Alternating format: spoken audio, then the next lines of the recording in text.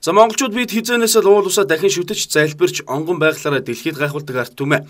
Гэтэл сүүлийн жилүүдэд Монголын эдийн засгийг өндөлгөж улсыг хөгжил дэвшилт дагуулах арга зам нь манай улсын газрын баялаг болчиход байгаа нь за энэ хоёр зүйлийг харгалдуулаад байгаамаа.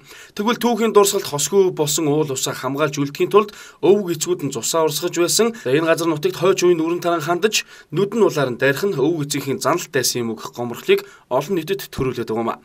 Хамгийн сүүлд уул уурхайн яамнаас бурхан халдун уул болон онон голын айс авгаазар ганц 2 тонороо биш хэдэн зуун тонороо тоологдох илэрсэн алтны нөөцийг олборлох лиценз өгснэг эсэргүүцсэн ард иргэдийн жагсаал болоод байгаамаа.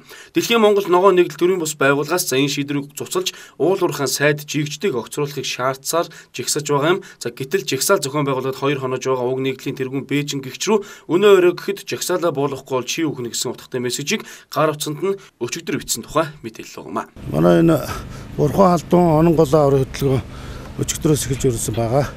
Тэгээ яг өчигдөр орой миний утсанд мессеж ирсэн.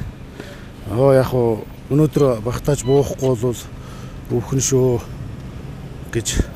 Тэгэхээр өөр бас нэг утаснаас мессеж ирж илээ. 44 гэсэн мессежийг 12 удаа явуулсан. Энэ ямар учиртай юм бэ гэж судлаад үзсэн чинь одоо энэ хятадаар 44 гэдэг үхэл гэж хэлдэг юм гинэ.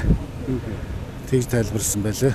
Гэх мэтлээ яг ийм мессежүүд ирж байна. За одоо бид энэ жигжил сайдыг огцруулахыг төлөө тэмцэж байна. За тэр хууль бусаар олгосон лицензийг цуслуулахын төлөө тэмцэж байна. Энэ хоёр талын л улсууд л байлгүй дээ мэдээж тодорхойлгүй. Хэдийгээр уул уурхай Монголын ирээдүйг гэрэл гээгээд болгох том хүчин зүйл болоод байгаач за бидэнд түүх гэж агуу зүйл бий. Хэрвээ тийм дарамтыг тодорхой хүмүүсийн зүгээс явуулж байгаа бол дээрх батлагдсан лицензийн дагуу хүчээр ажлыг эхлүүлж бас нэгэн ширүүн ур амьсгалтай үйл явдал өрнөх нь байна. За түүхийн дурсгалт газар мартаж болохгүй соёлоо дарна нухчаад бай гэж өвөг дээдс бидэнд цусаа өргөн энэхүү газар шороог үлдээсэн гэж үг хэмээн шагших олон их байна. За баялагийг нь авч байвал түүх соёл нь хамаагүй болтлоо харалган болчихсон цэвүүн цаг юм уу гэх мэтлэнгээр учир мэдэх хүмүүс нь халаглан суусныг үүгээр бас даяа. Ямар тач тус нэгдлийн тэргүүн Бээжингийн хувьд тодорхой хугацаанд жагсаалаа зохион байгуулж дуусчаад за дараа нь утсаар дарамтлсан асуудлыг хуулийн хэлтийн байгууллагуудаар нь шалгуул нийгмийн мэдэгдэж өгсөн юм а.